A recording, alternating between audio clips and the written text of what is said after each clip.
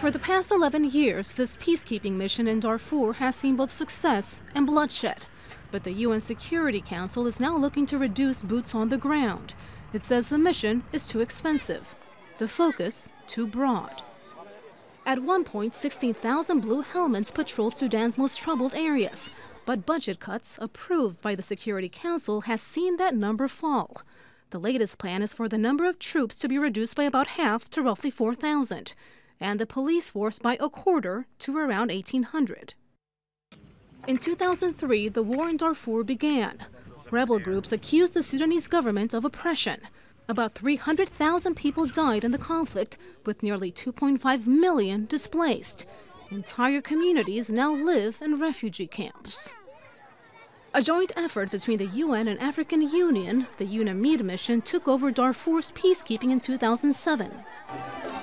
2 years later, Sudan's president Omar al-Bashir became the first sitting president to be indicted by the International Criminal Court, accused of war crimes, including genocide.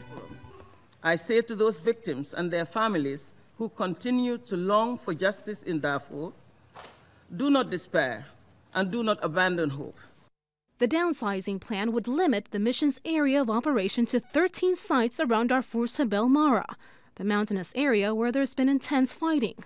There have been reports of villages being set on fire and people killed. This despite a ceasefire in place. The UN accused the Sudanese forces of intentionally blocking them from monitoring some of the worst affected areas.